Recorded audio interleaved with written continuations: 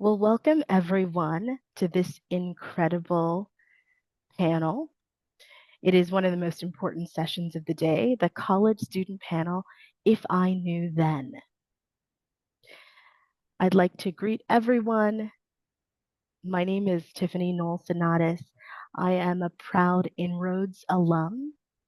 I started my journey with the organization in the year 2000 as a newspaper intern for the Miami Herald. I was bright-eyed, I was bushy-tailed, I was ready to conquer the world, one byline at a time. But since then, I've actually done quite a few things, worn many hats, even some simultaneously. I moved to New York for graduate school in 2004. I became a TV producer, a radio host, and voiceover artist for brands like Crocs and a few others you might know. I finally became a PR consultant where I turned a lot of hot messes into strategy and headlines. And today I'm a communication professor at the University of Miami. One thing I know, inroads taught me a lot. It gave me grit, gave me a get it done spirit to navigate it all. And believe me, that toolkit gets a lot of mileage in my day to day. Now, one of the tools that I love and I would love you to grab a hold of right now is your camera. It's a very powerful tool. So if you can keep it on during these breakout sessions, networking online only really works if you make it work for you. So putting a face to a name is so important for us in networking because you never know who's watching and remembering you later. So I would encourage that. Now, I'd like to introduce you all to our incredible panel of college students. I'd like to first start off with Sydney Hill. She's a second year business administration major with a concentration in marketing at Florida A&M University. She blends creativity and strategy to elevate fan engagement by doing an incredible internship. She's a marketing intern with FAMU Athletics. She actually hails from Atlanta, Georgia, ATL. She is also passionate about community service. She leads campus initiatives that give back to the Tallahassee community. She aspires to build a career that unites her love for sports and service to drive both impact and innovation. Welcome, Sydney, to our panel. Give her a virtual applause. Thank you. We have also Kristen Vaughn with us. Kristen is an up and coming sophomore at Kennesaw State University's 5-year architecture BA program. She's a proud College Links alum of 3 years. She's now continuing her journey through the INROADS internship program. In her free time, she enjoys playing volleyball and studying Korean with the hopes of studying abroad next summer. Welcome, Kristen. Thank you. We have Andrew Quinones with us. I'd like you to meet, he goes by Drew. He's a rising junior from Northern Virginia, studying finance with a minor in business at Sewanah, the University of the South. A proud Deloitte Foundation, HACU, and Posse Scholar. He is deeply engaged on campus as a resident assistant and a campus ambassador for Free the Facts, a national public policy organization. His leadership extends beyond the classroom, having served as a Freeman Asia Intern Fellow in Mongolia. This summer, Drew is gaining valuable industry experience as an inroads intern with Huntington Ingalls Industries in their Newport News shipbuilding division. Let's welcome Drew to the panel.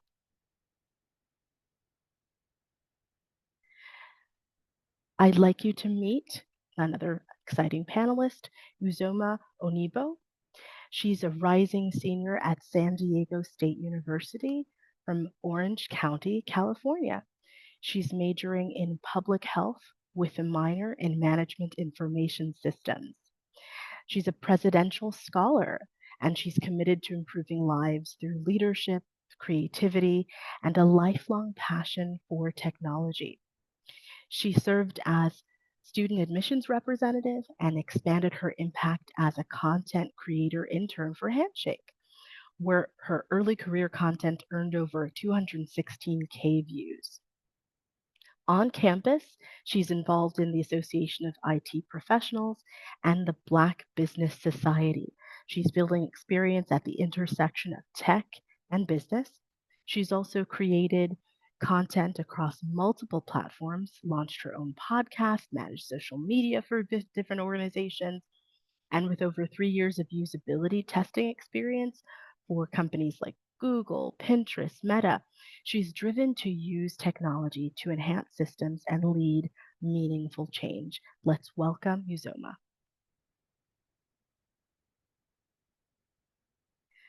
All right. You're very welcome. I'd now like to turn this over to our distinguished moderator. And I'm happy that she will be taking the helm and I'll just be enjoying the conversation. Her name is Tanisha Irtisam. She's a current high school scholar, excited to contribute to the INROADS National Career Academy.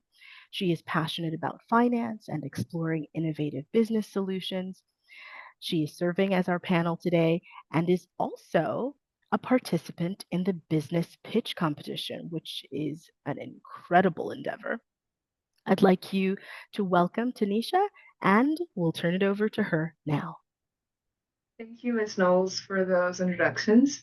I'm excited to be here with Sydney, Kristen, Andrew, and Uzoma.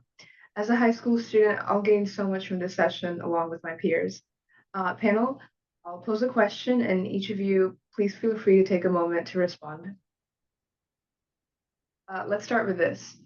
What's one thing you thought you knew about college in high school that turned out to be totally wrong?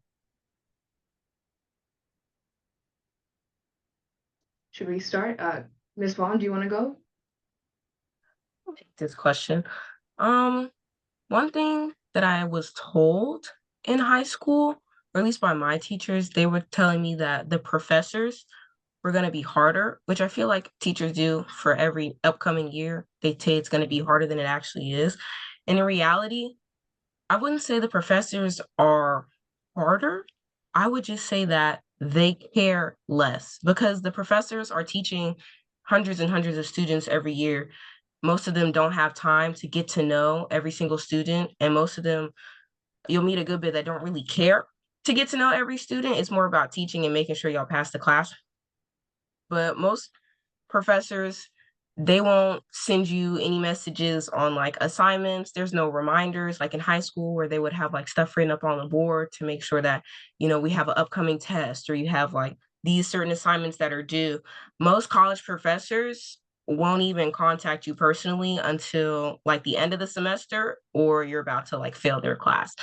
So you can, not saying you should, but you can skate by with a lot in college, like showing up to every single class or, doing every single assignment. Like it's not as like hammered that you have to do it all the time. It's like up to you whether or not you get your work done. And the professors genuinely, I mean, they'll be happy if you come to them to ask like questions or advice.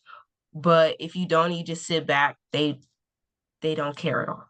They won't mention anything to you. It's more like it's not their business until you make it their business, you know? Mhm. Thank you. Mr. Kinenas, would you like to go? Yeah, I really like what Kristen said. I think college and Kristen really highlighted it is what you make of it. At the end of the day, what's I like about college, it's a double-edged sword because on one hand, it's a blessing. If you don't want if if you don't need to or if you don't want to go to class, for most classes, unless you have mandatory attendance, you don't have to go. which is really nice. On the other hand, like college with professors, I think like every school, there's good and bad professors and good and bad teachers. And it's a little different from the rest of the panelists because I go to a much smaller college. We have about 1,500 students. And so our class sizes are small. Our professor to student ratio is really low. And because of that, I have a lot deeper engagement in relationships with my professors than if I was at another college. But at the end of the day, what Kristen said really still stands. The only reason I have that is because I took the time to go to office hours, asking questions in class and just being really engaged. And I think that's the biggest takeaway is at the end of the day, college, and it doesn't even matter necessarily where you go or what major you're in. I think this advice kind of rings the same. It's what you make of it. Thank you. Miss Oniba, would you like to go? Yes. So I would totally say that like the major or minor, or I think it's only major that you put in your college application, that you don't have to like stick with that all throughout your 4 years of college. It's really, it depends on the school. But for some people, it's very easy to even change your major, or a lot of people that get to college, they take the classes and they're like, oh, wait, I don't really like this. This doesn't really interest me as much as I thought it would have. That happens to a lot of people. And so it's just like really encouraging that you're able to change at any time, just to talk with your college advisor, and they can help you, and you can end up in the major or minor that really interests you. And even if you're doing like a major that, let's say like a super science, and you want to do something like kind of fun, you can do a minor that's really fun. One of my roommates, she did a ceramics minor. So there's a lot of different ways that you can mix and match. So that's a really good part. Thank I, you. I agree with that advice 100%. I started out, I walked into college my first day thinking I was going to be pre-med, and I walked out of a pre-med orientation quickly realizing that wasn't for me. And I think a great way to kind of also figure out what a good major might be is through gen eds. Gen ed, I think most schools I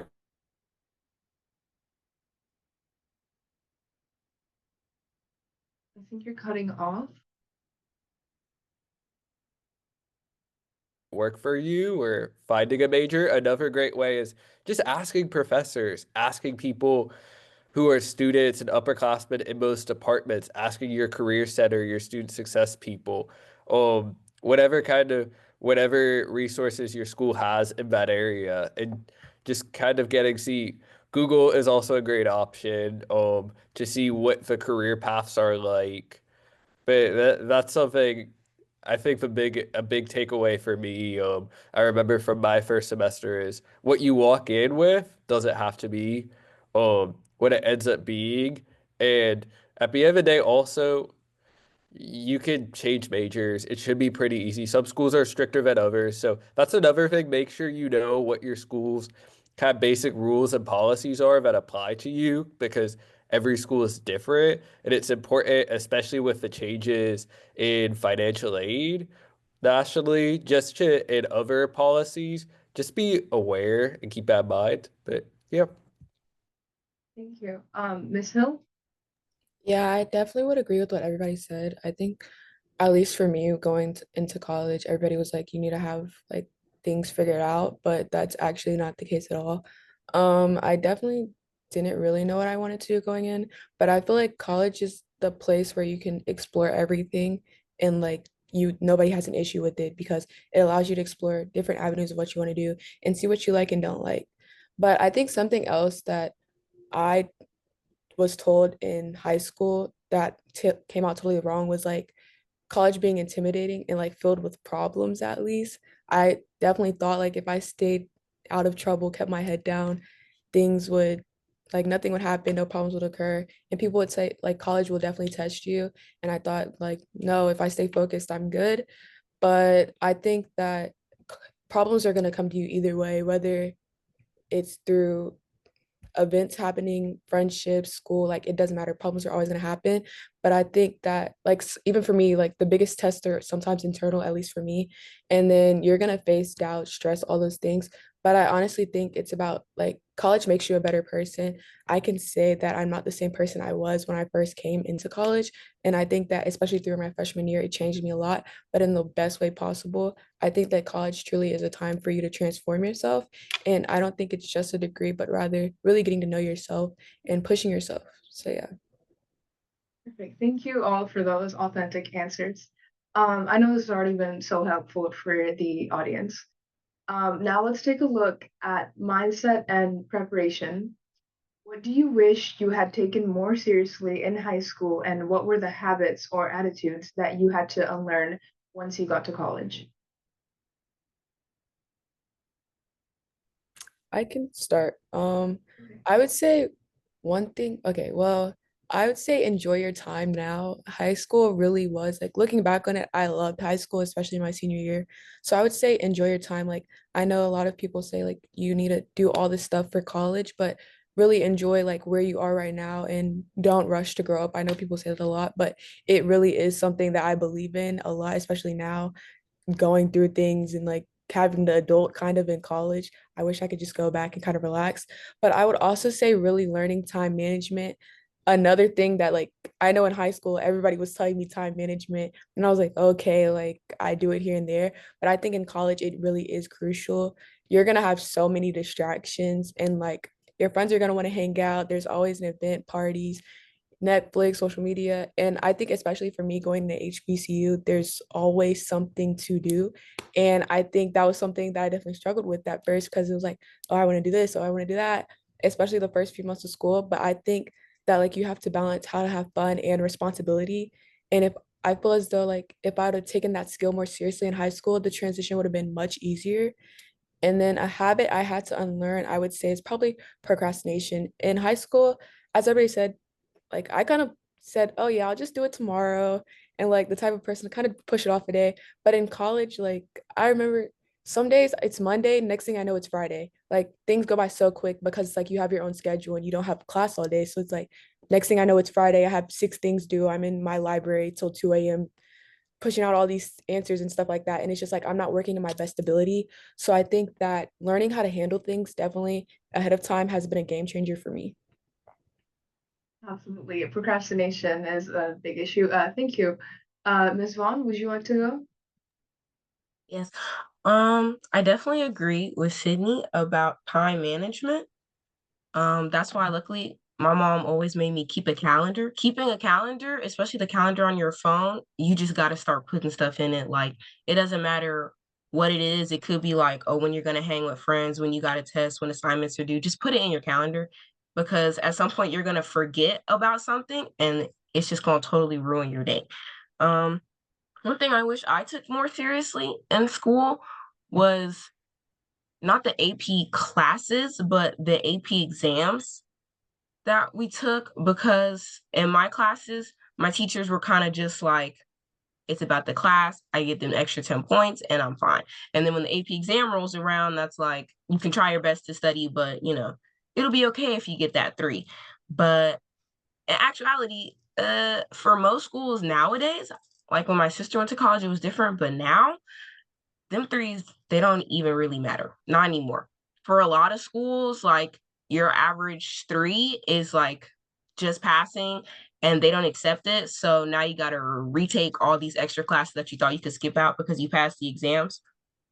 So I think if I were to take the AP exams maybe just a little bit more seriously instead of just being like, oh, I got a 3, I'm fine.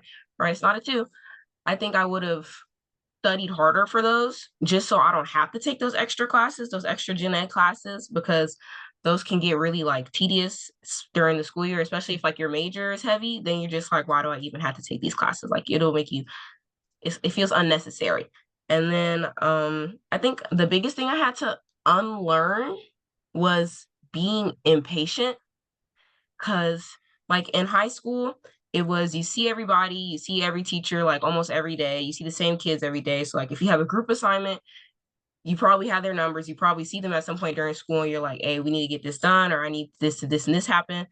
right? Or like if you wanted to go to your teachers, you can because they're just down the hallway and be like, oh, I need help with this. Or like you said you were going to grade this and you still haven't done.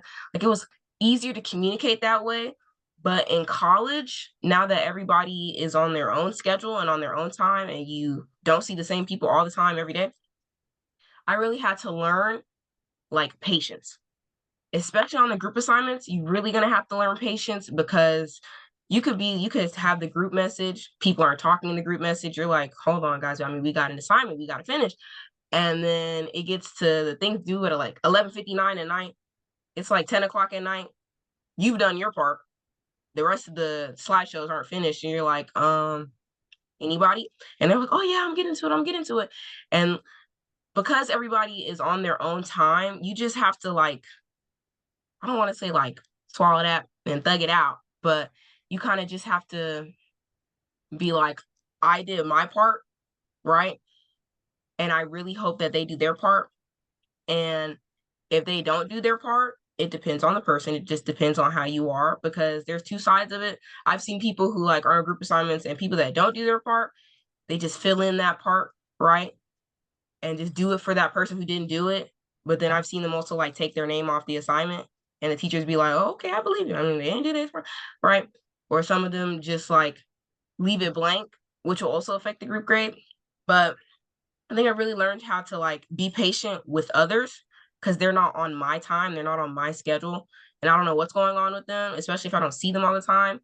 And especially like your teachers, they're definitely busy. You email them and you're like, oh, you said you're going to do this and this. You said you're going to check. And they'll be like, oh, yeah, yeah, I'll get to it. I'll get to it. And they really do have like hundreds of student stuff to get to. And you just gotta wait. You just gotta wait it out until they put it in.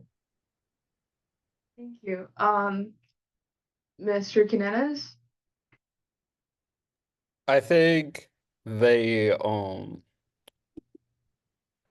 I think my biggest advice would be like kind of like Kristen would say when it comes to high school is I wish I took not necessarily I took AP and dual enrollment. I actually like dual enrollment a lot better because I think most colleges take dual enrollment. And I would also see if any colleges you're interested in before you take the class and see if they would take it before you sign up for dual enrollment. But dual enrollment is great because most colleges take those classes and you don't have to worry about an AP exam or anything. It's just like a high school, it's more like a high school regular college class. And also you're learning from college professors or adjunct instructors, or it is affiliated through a college, so of some sort, or even community college. And that's also nice because it prepares you more for college. And I think that's what prepared me the most going into college was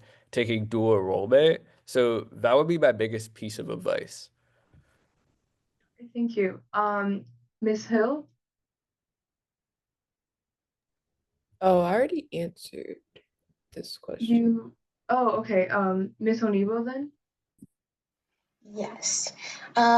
So for me, I would say probably trying to start like applying to scholarships, especially like in your end of junior year, there's a lot that open up, and there's like really big ones like the Gates Scholarship. There's like the Taco Bell Live Moss one. Um, there's a Burger King one. Like a lot of like big organizations have like really big scholarships. And Questbridge, like they do full rides. So a lot of them happen like junior year. You have to start applying junior year, which I had no clue about when I was a junior. So yeah, you want to start that early. And then also senior year, you can apply to a lot of scholarships as well. So I would say taking that more seriously because you don't have to have loans if you have your scholarships. You can save a lot of money. You don't have to, maybe you don't even have to work in college because you stacked up a bunch of money from your scholarships. So that is really good. And also, I really agree with what Sydney said with the procrastinating. When you get to college, you want to like break every single like chain of procrastination because you will enjoy life more and you will be able to, whenever anybody's like, you want to do this, you want to do this, you can actually say yes. Like you don't have to deny anybody anything because you have something that's due. Like that's just, you don't want to be so sad doing that. And it was actually the best because that's what I did. Like I always had all my assignments done. If something was due like on Friday, I always had it done by Wednesday. Like I never submitted anything the day that it was due. And once you make that a habit, then the rest of your college will be like just so smooth. I like Thank you, to everyone. add something real fast on Yes, of course. scholarships. Please apply for scholarships. QuestBridge is great. I'm a Posse scholar. Those are two great national scholarship programs that are all over the country and have hundreds of scholarships available. My advice would be is I notice a lot of scholarships are posted on scholarship sites, and that's great, but that means a lot of people know about them, and so they're getting flooded. And so my advice would also be careful with what scholarships you're applying to because at the end of the day, you have a limited amount of time, and scholarship applications can be time consuming and tedious, especially as each has their own requirements. So I would only apply to scholarships you're competitive, you think you're remotely competitive for, and you also and that's why I also recommend applying for smaller to medium-sized scholarships and having them stack up because there's a lot of smaller scholarships that people don't apply to or scholarships that aren't widely advertised. Those are the best scholarships because you have the biggest chances. And I feel like you have a much better chance of getting multiple of those versus one or two big ones. And then lastly, on that Scholarship America, the Hispanic Colleges Association. There's a lot of the Thurgood Marshall College Fund. There's a lot of these big organizations that have tons and tons of scholarships, and so because of that, those are also great options. But and then also with schools a lot of you can also negotiate your financial aid offer for more money as well or scholarship offers. It depends on the school. So I also encourage you to ask as well. And the worst they can do is tell you no. Perfect. And Thank can I you. add something? Yes, yes, of course. Oh, I wanted to add, please, well, just save your time applying to the scholarships that are like no essay ones. Like you'll definitely more likely win the ones that are like essays because a lot of people don't want to write essays and write like some of them are like one paragraph, two paragraphs, three paragraphs. Like it's not that much, but because you have to write, people are not going to do it. So you have more chances of winning. So anything that's like scholarship giveaway, no essay required, like don't apply to those. Also, a lot of the scholarship essay prompts are really similar. So I have one or two different essays that I use in med as a base most of the times, and then I just tailor it for each specific scholarship I'm applying to. Perfect. Would anyone else like to add anything? All right. Thank you. Let's shift to academics and study habits. What is the biggest difference between high school and college when it comes to schoolwork?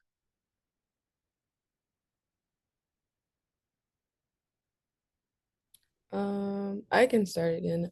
I would probably say, at least for me, I know my senior year, everybody was like, college is gonna be a lot harder. When I got to college, at least for me, it wasn't that hard. I think that like the school I went to, it prepared me a lot. So I was kind of relearning things, but I think it's not as much harder, but it's rather deeper and much more independent. And I know people probably tell you that, but college really is independent. Like I know you might have only one or two grades the entire semester. That's it. And like at least at my school, a lot of the professors don't grade until the last 2 weeks of class, so you don't know what your grade may be. And that's why I think like it's so important that you take time out, and you're gonna hear this a lot, especially when you go to college, to create relationships with your professors. I think that's probably one of the best things I did last year because your professors can make or break your grades, especially with those that don't grade until the week before. And it's like, oh, I have a C in the class, or like I have a D plus, and it's like I need maybe 2% more to pass the class. The professor will go the extra mile if you just simply reach out and things like that. And I also think office hours is really important. I believe that Professors like students that try because a lot of students don't try in college. So like if you acknowledge them and actually reach out and want to pursue a relationship, I think that's a really big difference. And I think in high school, like you can have a relationship with your teacher, but it was kind of more like a, like, oh, we're cool, like I can go to you about anything. But I think it's a lot more important in college. So yeah. Thank you. Um, Miss Onibo, do you want to go next? Sure. I would say the difference would be like in high school, there's a lot of things that were due like the next day or like this week. But in college, like things are spread out. Like they'll give you maybe 2 or 3 assignments and then you have like the week to do it. I had a class where we had a project that was due at the end of the semester and he gave it to us like the first week of class. And so it's a lot of like, you really have to time manage like what everyone was saying, and you have to remember that you have like looming things over your head at all the same time, and then you're taking like 4 or 5 classes at all the same time. So there's just so many things going on, but it's definitely just like making sure that you're keeping track of everything and working on it like little by little throughout the entire semester so that it doesn't like pile up and you don't have to do like 9 hours finishing a huge project. So that's what I would say is the difference. Thank you. Ms. Vaughn?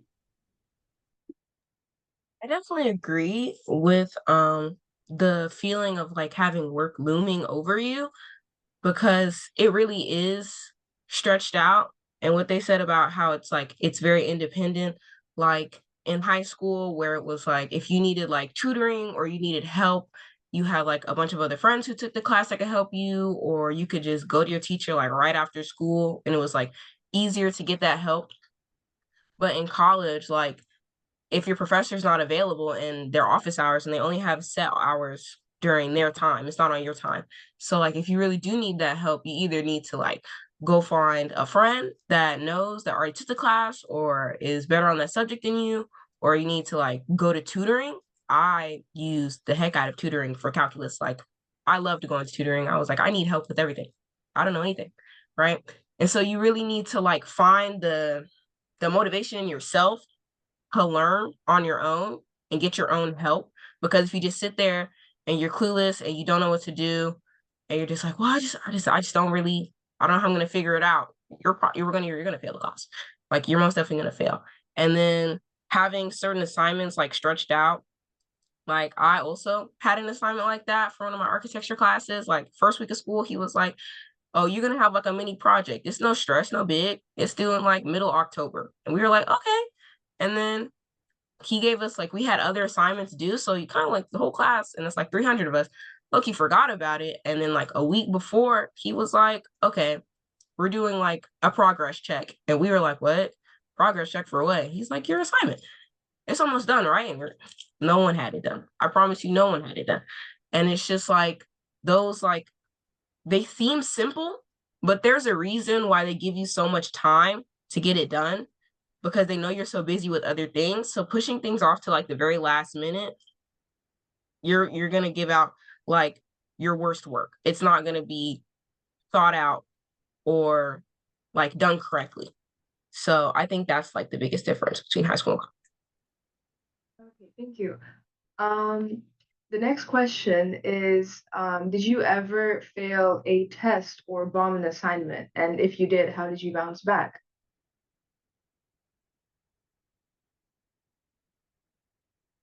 Do any of you guys want to start first? I Take could. this one. Oh, Okay. No, Kristen. All yours first. oh, okay. There bomb. I mean, absolutely. Oh, absolutely. I've bombed a test and an assignment.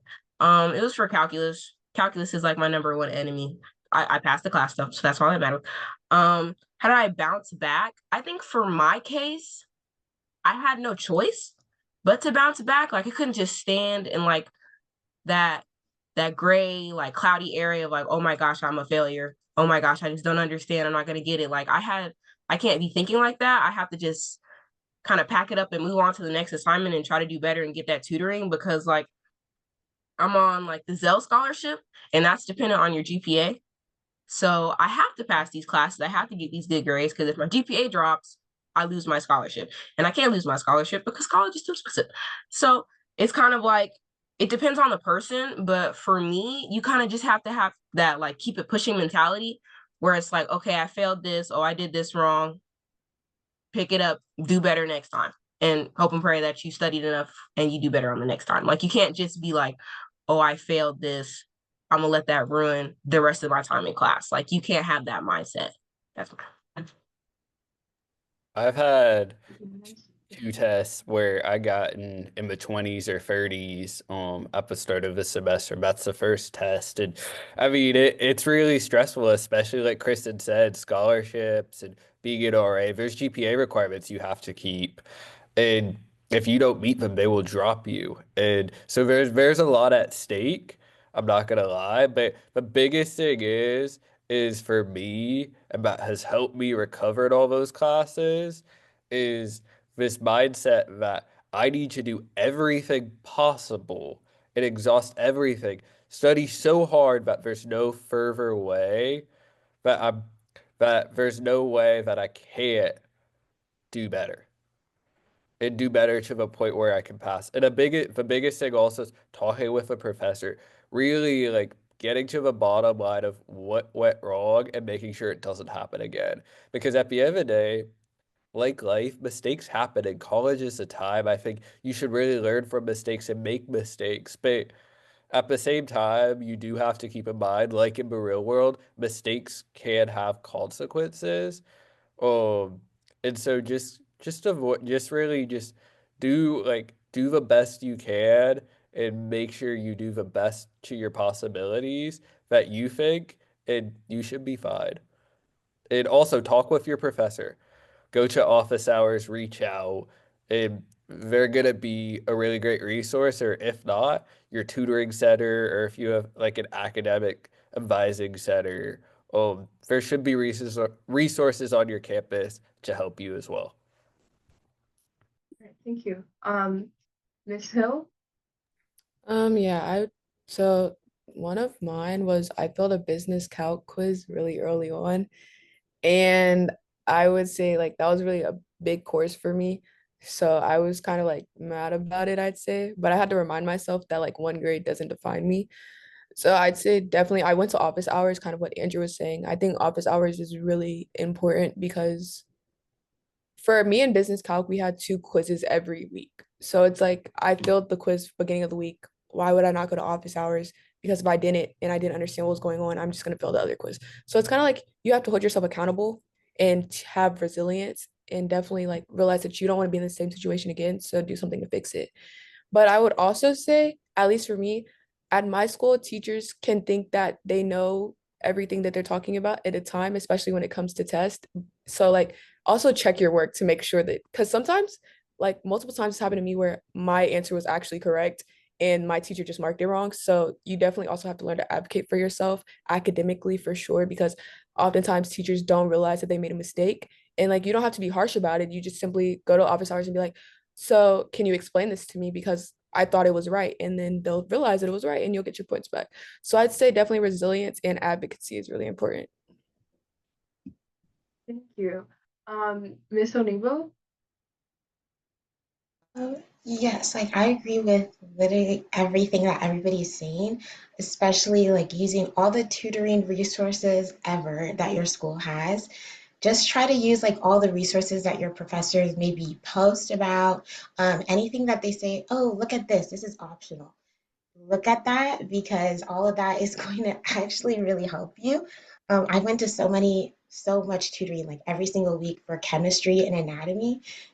Those classes were tough. And so you start to even become like friends with the people that are coming every single week too. Then you guys can all start studying together.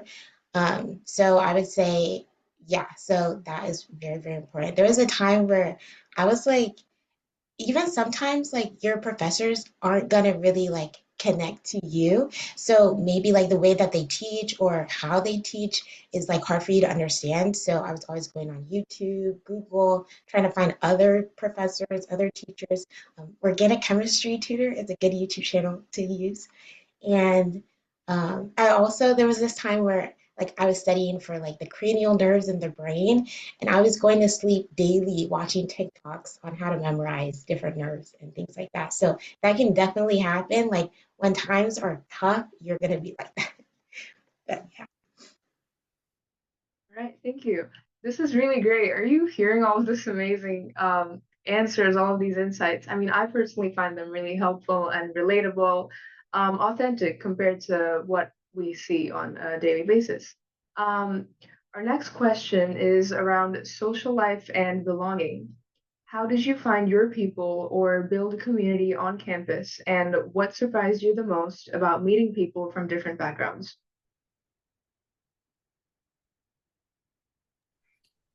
I can start.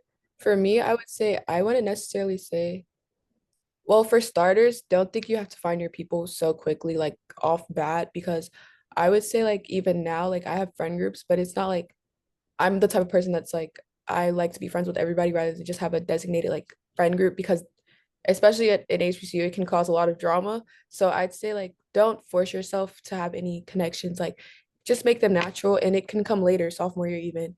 But I would say I found myself by just putting myself out there. I'm really introverted. So welcome week, I went to everything and like believe it or not, everybody is looking for friends, especially freshman year. You guys are all in the same position. Like, you guys are all new to this adulthood. You guys don't know anybody. I know, at least for me in my hall, a lot of people left their door open even throughout the day. And like, people would just walk in and be like, hey, like, how are you? I know one example I would say is like this girl that I met in my hall, she had texted me and like this like first day I was really nervous. My mom had just left and I was like, I can't do this. I want to go back home. She had texted me and then we hung out because FSU is down the street. So we had went to something at FSU and now we're literally best of friends. Like she's coming over this weekend. She's from Nashville. So yeah, I definitely say put yourself out there even if you're introverted because everybody's in the same. And the worst thing somebody can say is no. And even if they say like 9 times out of 10, they're not going to say no because everybody is in the same position. And even if they do say no, it's okay. Like that just means they weren't meant for you and you can just keep it pushing. But I would definitely say the biggest surprise for me was how diverse everybody can be, especially at HBCUs. There's kind of like stereotypes of like everybody's the same. Absolutely not. Everybody's a lot different in many different ways. And I definitely wasn't expecting that. Like we may look alike, but everybody comes from such different backgrounds. And that taught me to listen more and stay open to a lot of things and embrace all kinds of people. Because I would say community doesn't always come instantly, but showing up is definitely its first step to doing so. Thank you. Mr. Canenez? I really love what Cindy said, and I'll kind of add on to it. At the end of the day, like it was hard for me my first year. I was going I go college in the middle of nowhere, 30 minutes from the nearest grocery store. So about an hour from the nearest Target. We have our own hospital and fire department on campus. Most of the faculty and staff and their families live on campus because it's so isolated. So I have a different experience with it. But my biggest thing is just getting involved on clubs, activities, just trying it out and see if it's of interest to you. And if you don't like it, you don't have to go back. But it's worth it just to try it because you never know what you'll get into and involved. And I tried so many different things. I've got involved in things like caving. I I've never gone caving before or going on hiking expeditions. Never done that before going to college. And that's a great thing about colleges. There's so many opportunities to try new things and also to try things that in the real world would cost a lot of money to do. Um, Traveling opportunities, those kinds of things, whereas you can do it for free or a lot cheaper because through your college. For example, I ended up in Mongolia last summer for 2 months and I went out to the Gobi Desert and the Silk Road. And I never really knew where Mongolia was before that. And so that's my advice is just take advantage of all the things college have to offer. Take, say, listen to people, like get to know people because the best thing about college for me is the opportunities and the connections, and you never know who knows about what opportunity or who might become your next best friend, and that's the beauty of college. All right, thank you. Who wants to go next? I can go. Okay. When it came to like finding like my own community, like I took my sister's advice because when I first got to college, like I'm extroverted, so I don't really have a problem, meeting new people, but I didn't want to come off like too abrasive and like scare people away. And she was like, Chris, just sit in your lobby because like we have like a dual-sided lobby in my dorm, in my freshman dorm. And she was just like, sit out there, do something, do an activity or something. And she's like, just sit and wait. And I was like, okay. And that's exactly how I made all my friends. Like they were all doing the exact same thing. Everyone just like went to the lobby to like find out who was in the lobby, what was going on. And then that's where you find like people with the same common interests. Like I became what they called in my dorm the lobby dweller because like me and my friends were always in the lobby cutting up and doing different stuff, right? And so you just kind of have to go out of your way to be around people, like because even just sitting around people and just like if it's a big group of people and they're all doing something, you just there in the background, like at some point they're probably going to include you and be like, oh, you in the back, like what do you want to do, like what's your opinion or like your input on this different stuff. And that's how you kind of meet people. And then I also like joined, maybe not joined, but at least attended like a lot of different activities on campus. Like I made sure to be there, especially if there was free food. I never turned down free food. Never, never, ever, ever, never do that. Right. And there was like a lot of different stuff on like both campuses because there's two campuses at Kennesaw. And it's just like, oh, you want to go out and go to a petting zoo or you want to go get like free Korean food and it's a whole big old lunchbox. And I was like, I'll never turn that down. Right. And that's where you end up meeting sometimes like the same types of people or the same people, even you see them at the same events and you're like, oh, I see you before, da, da, da. And then you connect and like you pass Instagrams and it's like, oh my God. And I have like a new acquaintance. Right. And you get a lot of free stuff. Free stuff is amazing. I love free stuff in college. Never turned down free stuff, free merch. And then I think the biggest thing I found out about like, at least for me, because the campus I'm on Marietta's campus, and so it's a STEM campus. But for the amount of like different people and like they all come from different backgrounds and they all like live different lives, you'll be surprised the kind of like it's not copy paste, but the amount of like people with the same like interests and kind of act the same and move the same and do the same things, and they're like you think they're like complete opposite on the spectrum, but like everyone on my campus loved anime. That was just a fact. They all had anime. Half of them, they all had dreads. I was like, wow, we're all the same, right? And they all skateboarded. Everybody had a skateboard. Everybody knew how to skate, kickflip. I was like, what? Is this like a tiny little culture here on my campus? Like, what's going on? Right. And so like you'll find people like there's multiple different types of personalities that you'll run into, right? That you can either like really enjoy or you won't really like. So you just stay away from them. Right. And you'll meet like a lot of the same people multiple times over. Right. And so like if you like those types of personalities, then you'll have like multiple friends, right? It just all depends on like you and how you react to people and like the types of people you put yourself around. Right, thank you. Miss Onibo? Yes. So a lot of my roommates right now, like I met them freshman year through a lot of different clubs. So like joining clubs is where you can definitely make friends because you guys all have that similar interest. And also joining intramurals. So I joined like intramural volleyball, and then through there you can make like a lot of friends. There's a lot of sports that you can still do even if you're not D1. You can still play them for fun every single week, meet a lot of people at your school gym and things like that. And I would say something that's like that you learn is that a lot of people's cultures and where they're from can be similar to yours. Because I'm in San Diego, so there's like a lot of people coming from everywhere and a lot of different cultures there. And like some of the ways that you guys like all grew up or the different things that you guys did is very similar.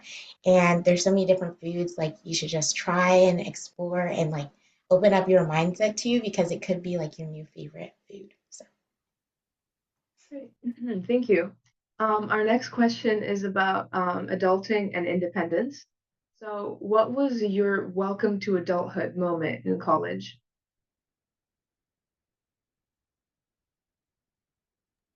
Um, I would say my welcome to adulthood moment might not seem like it, but it was for me at least. It was when I went grocery shopping for the first time on my own.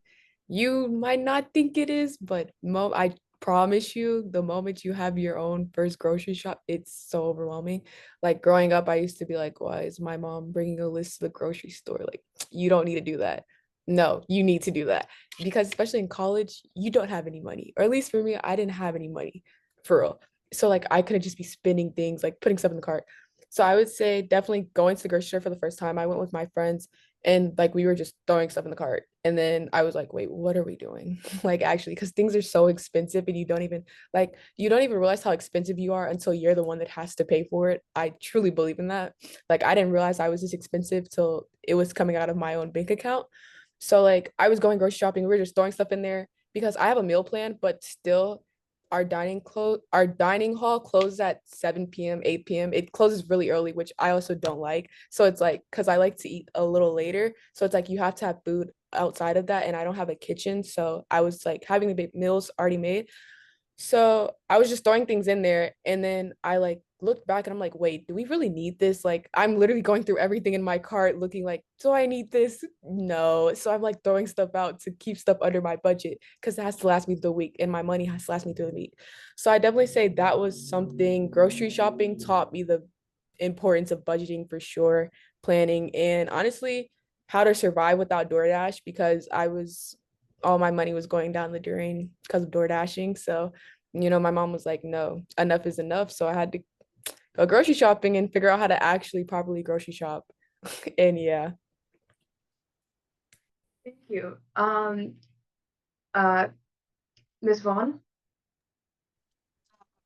Let's keep my stories like really embarrassing. But it's funny now that I think back on it. But like it was literally the first weekend after the first week of school, right? We've only gone through like 4 days of class. Right. I was meeting up with my friend. She's on the main camp. And we're supposed to go skating, right? At our skating rink. And unfortunately, we never made it to that skating rink because it's like a long story short.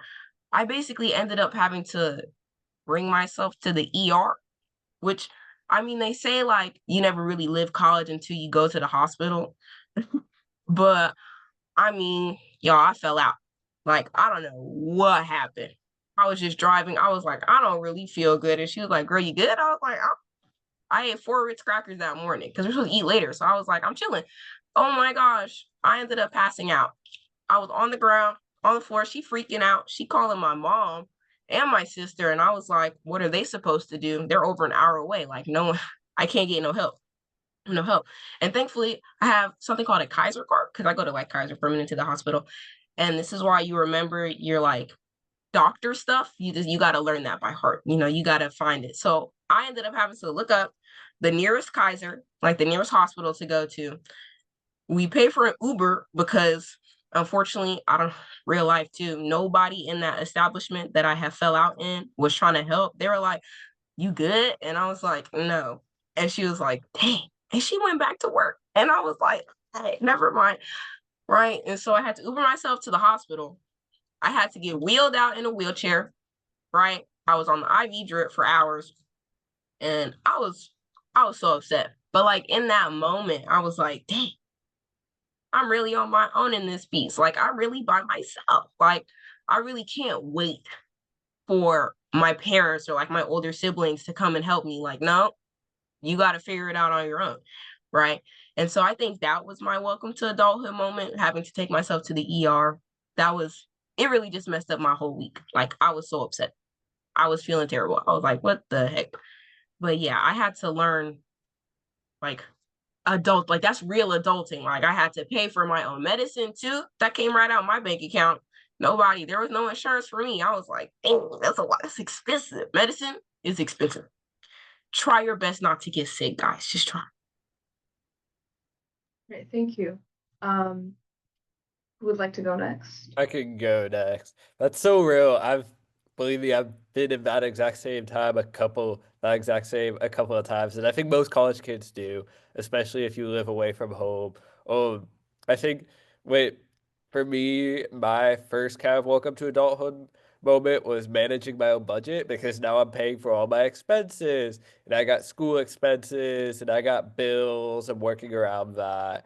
Um, and just being more mindful about how much I'm spending and what I'm spending on because I have to be really careful. I'm a college student with not a lot of money.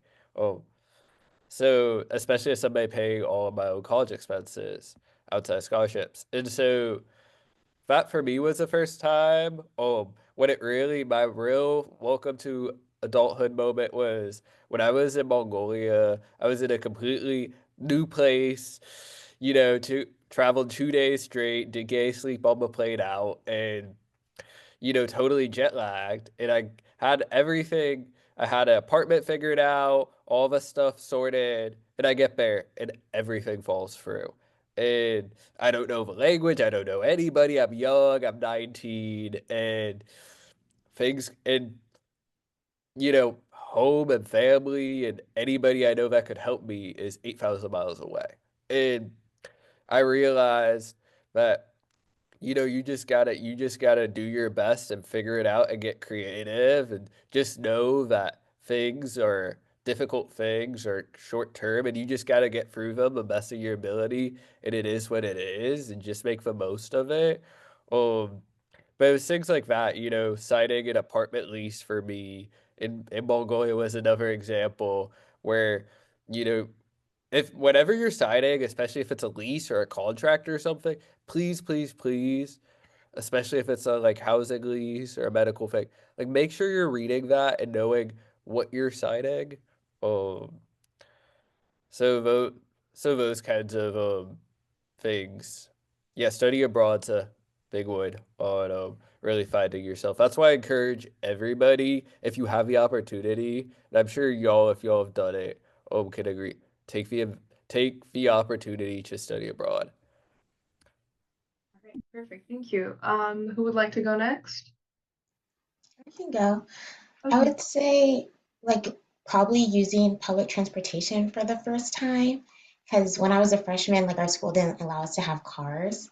And where I grew up, like, everybody drove everywhere. So it wasn't really like an outdoor city, maybe like New York. So I just had to like learn how to use the train, learn how to use the bus. We had a trolley in San Diego, and like knowing how to buy the tickets for that, go on that, try to connect all your routes, use the apps, all of those different things, just to even go to Target, get some groceries, or if you want to go to the mall or the beach. So like using all of those and knowing how to use it is really important. Okay, thank you. So this is our last question before we open up the floor for questions from our peers. In thinking about self-care and mental health, what advice would you give high school students about stress or burnout? I can go first. I think Okay. first and foremost, mental health is like really important, especially in college. Like it's the most, I would say the most important thing. I would say don't wait until you're completely overwhelmed to take care of yourself.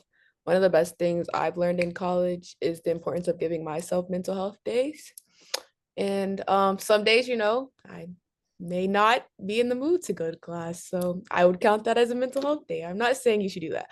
But some days class can be overwhelming. So I just like had to take a break from everything because it's just like too much. So I would say college definitely taught me the importance of that.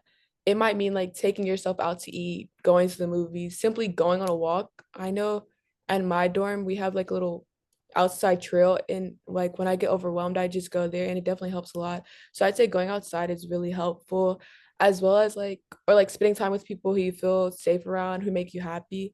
I would say whatever self-love looks like for you, and do that unapologetically. And I think in high school, you don't realize how much pressure you're putting on yourself because everybody, especially junior, senior year, your junior year focusing on SATs, trying to get perfect scores for college. You're focusing on all these things for college, and it's like you just take for granted the moments that you're in, and it's like you're overwhelming yourself to the point of you don't even realize that you're hurting yourself. So I think it really is important. And I would say and you don't realize how much pressure you're carrying with you with yourself every day. And I just want you to know, like, it's okay to rest, like it's okay to like take a step back, especially in high school. APs, I was like stressed out of my mind, and I was just like like it's okay, like you can breathe, like everything's gonna be okay. And I'd say I also like just know it doesn't make you lazy. It like means you're human. Like every human needs time to decompress. And I'd say burnouts are real, but I think rest is productive as well. Okay, thank you. Who would like to go next? Ms. Vaughn? I can add on to the stress or the burnout because I know in my major, or at least personally, I'm very stressed. Like it's gonna be a next stressful couple of years. Like architecture as a major itself, it's very, very, very stressful. It's like very high dropout rates. People don't really last in the major. And so what I had to learn kind of was like uh biggest overall was like that assignment, there's like certain assignments that you do, certain like quizzes, like small things. Sometimes I say like it's okay to let that assignment go. Sometimes it's okay to not show up to that class.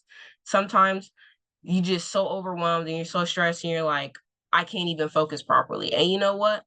It's okay if you just like give up that small grade, right? If it doesn't affect your big grade overall, like it's okay. It's okay to fail on purpose sometimes, you know? And then also about burnout, pulling all-nighters. I know a lot of people will tell you like, oh, if you don't do it, you're gonna have to pull all-nighters and you're gonna be staying up till like 2, 3 a.m. like all the time. Please don't. Please don't do that to yourself. Pulling all-nighters unless it's absolutely necessary, which for the most part it will never be necessary. Um, it'll like mess up your sleep schedule for a good while, like for a month. You'll be messed up. You won't be able to fall asleep regularly for a long time. And then the stress and what it does to your body when it comes to staying up so late all the time, like that's not a normal thing. That's not a good thing, like whatsoever. You're gonna get sick, I promise you. Right. And so what I had to tell kids was like, you if like you're trying to pull an all-nighter, just don't. If it's getting to like 12 o'clock in the morning, one, just go to bed. Please just go to bed. Take those 8 hours, wake up in the morning, and then finish your assignment. Right. And if it's due by that night and you ain't finished it, then it's just not finished. You're just gonna have to let it go. Right. All-nighters don't fix anything. It really doesn't. It only makes things worse. You're only going to get stressed more, right? To some point, I've seen kids pass out in my major. There was a girl next door. She had a seizure. And I was like, girl. And she was laid out all on the ground. And that's because she was in an unhealthy state at that point, right? And so the biggest thing I tell kids is like, you just go to sleep. If you're really stressed, just stop. Stop, go outside, watch TV, like do something different. Like just completely take yourself out of that assignment or whatever that project is, because you're not going to get any better if you keep going like the way you feel. Like you're not going to put out your best work. So just take a break. Like understand yourself enough to know when you need to quit or when you need to like stop, right? That's what I say. All right. Thank you. Would anyone else like to go before we open up the floor for questions? All adds I'll add a little bit in. I think the biggest thing is at the end of the day, it's like it's like the Lizzo song. You gotta put yourself first. Um, or I gotta put me first. I think that's from Lizzo song. But anyways, I like you gotta put yourself first, and because at the end of the day, it's your experience, it's your time, and I think the students that do the best at college. And I feel like the times when I do the best is when I work really hard, but play even harder and really just have that balance as much as I can. And that's not always feasible, that's not always realistic, but as much as I can, just trying to have that balance of just, okay, yeah, this project may suck, this homework assignment may suck, but once I get it done, and if I get it done right or study for this test, then I can go do something fun. Then I can go out to eat with my friends or go to a club event or party. So I think that's a great way of doing it, of just really balancing things. Because the worst thing that could happen is that, like Kristen said, you get so stressed out or you pull all-nighters, that it impacts your performance. And then even though you've done all the hard work, you're almost self-sabotaging yourself. So that's why I think the big like balance as much as you can is super important. It's probably the most important thing for one of the most important things for all college. All right, thank you. Thank you to our panelists for those insightful responses. We now have some time for questions from our audience. Please feel free to type your questions in the chat, or you can just put it in the Q&A section. So we have a question here, and it says, it's for Mr. Canales. It says, how did you end up picking your finance major? I want to study finance in college, but I'm not too sure if it's the right thing for me. Hey Vernon, I love your question. For me, I walked into college my first week thinking I was gonna be pre-med. And they had a pre-med orientation and they talked about all the things to be competitive and the med school route. And I realized that was way too much school and way too much science for me personally. More powers and props to all the pre-med people and all the people in the medical world, but I just realized that wasn't for me. So I think gen ed classes are a great time to explore. Minors also are too. And I knew I wanted to do a business minor, at least take some business classes. So I decided to push those earlier, one of those, and I took a corporate finance class. And I realized, okay, I could actually do this maybe for a career. Let me take another finance class. And so I did, and I decided to just, all right, I like it enough for two classes. I might as well major in it. I think internships also are a great way to figure out if it's something you want to do. And for me, also, what really kind of sealed the deal for me was my internship last summer was really sealed the deal of, okay, this is what I want to do. And so I think that's the biggest thing is internships, inroads. Internships are great internships.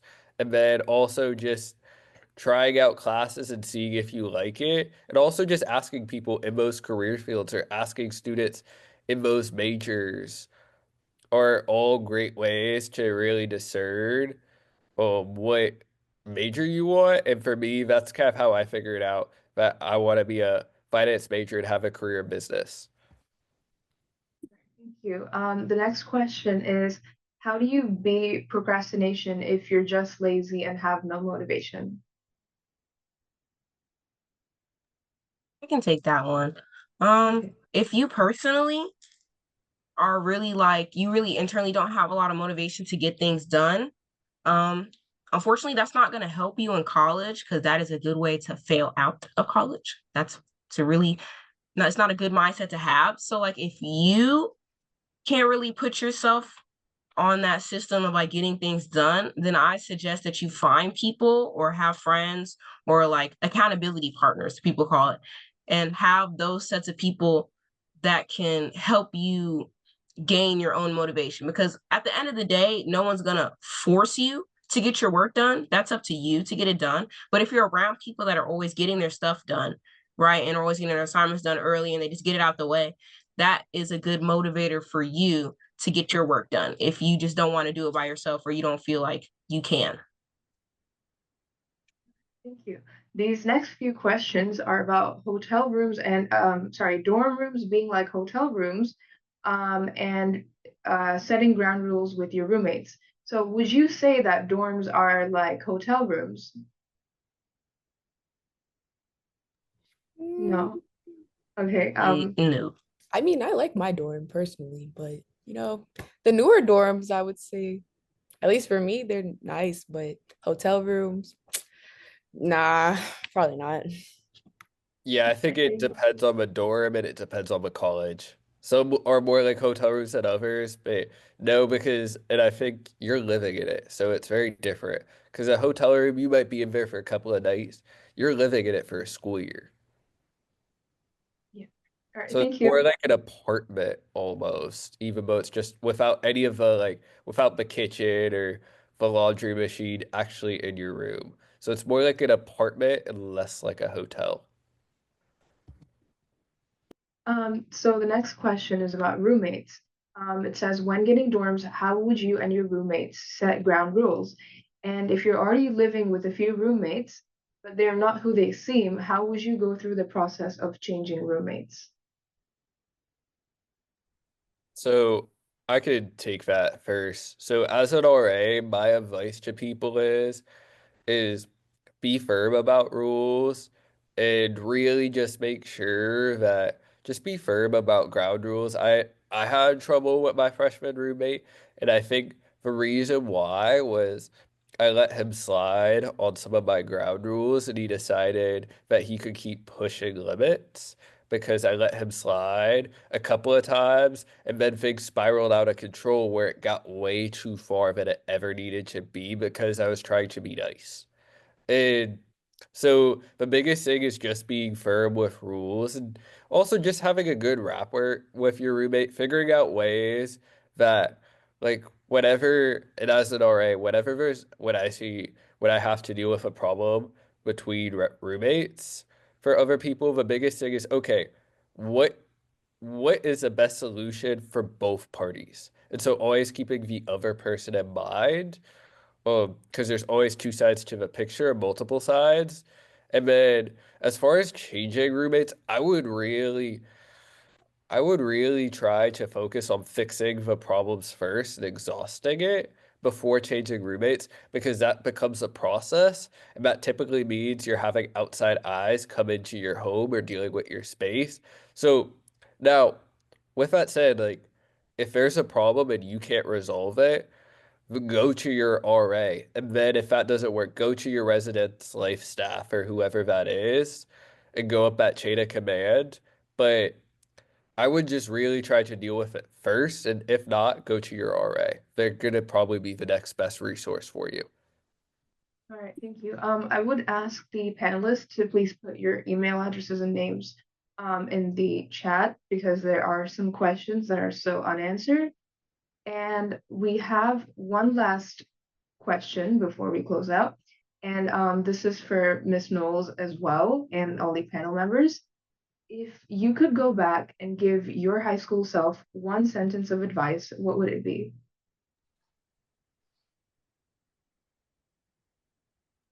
I think I think I would tell my high school self, especially during that like sophomore or junior year, I think I would tell myself to like it's never that deep, right?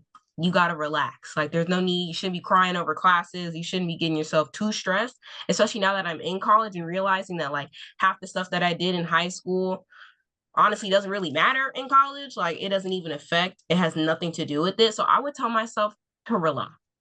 Like really just like calm down. Miss Hill?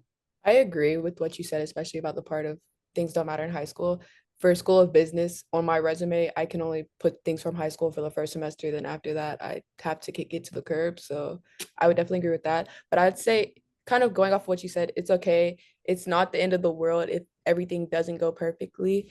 Like I tell myself, you don't have to do everything or be everything all at once. You have time. That one AP class you didn't take or the one leadership role you didn't get, it won't define your future. I promise you. And what matters most is that you stay grounded, take care of yourself, and just keep growing and pushing. And like there's room to breathe, change direction, and still succeed at the end of the day. All right, thank you. Miss Knowles, as an INROADS alumni, you must have some things to say. Sure. And I love school. I'm on a college campus right now as a teacher.